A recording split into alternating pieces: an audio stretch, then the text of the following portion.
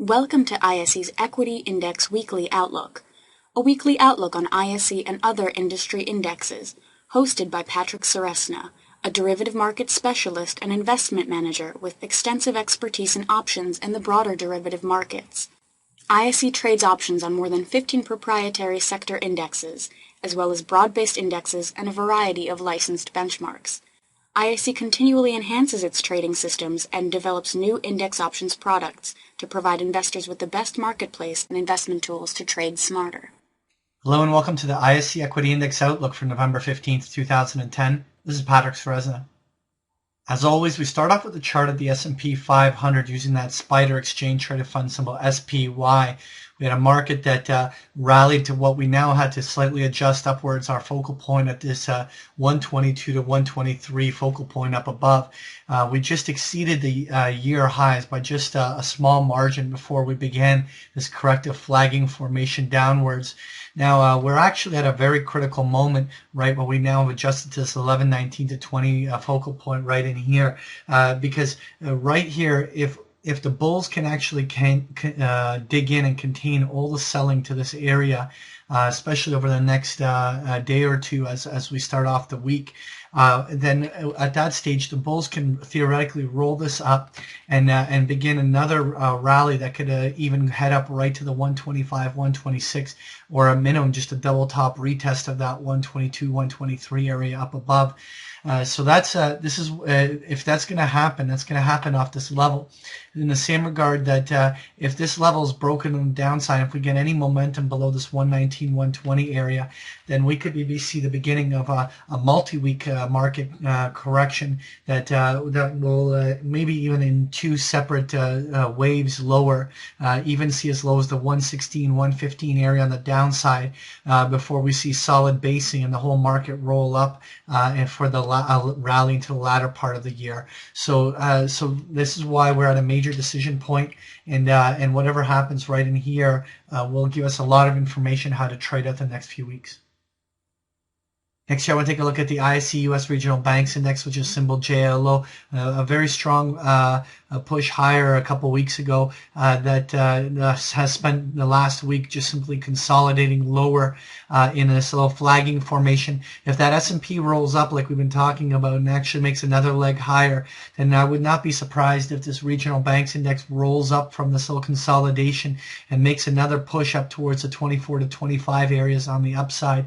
In the same regard, if we are going to end up getting any signal to S&P is going to start multi-week correction rather than just a little profit-taking pullback like we've seen up until now, then the regional banks could just end up basing back down at the 2150, 22 area where all those lows came in, and that's where we see much of the bottoming occur in this index.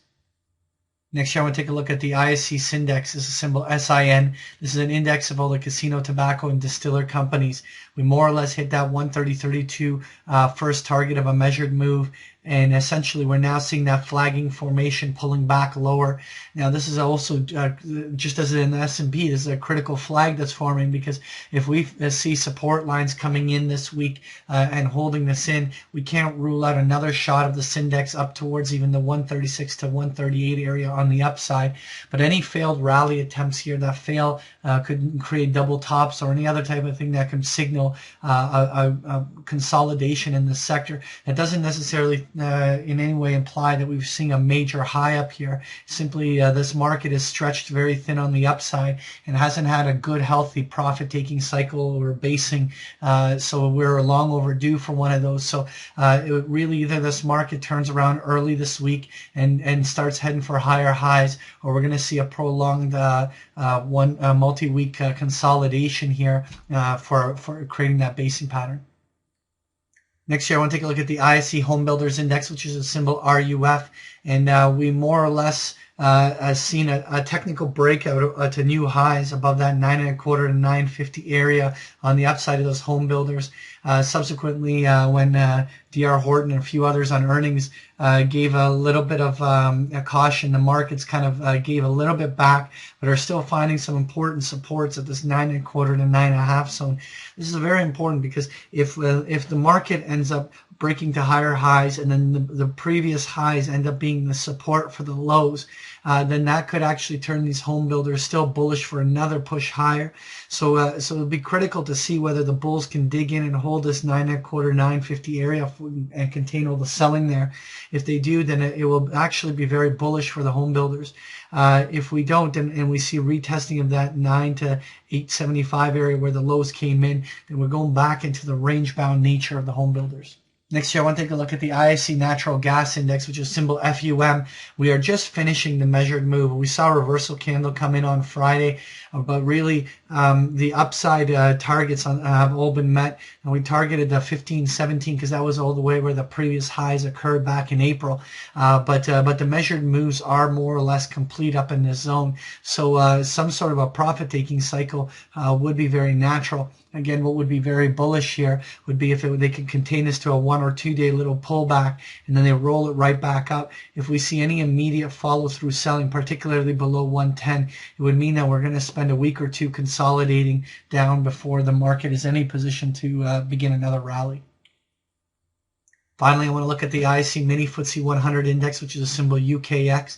We basically had a market that attempted to rally higher when the FTSE broke above those the year highs around that 585 area, and it did exactly the same way the S&P did. The S&P just briefly broke to higher highs.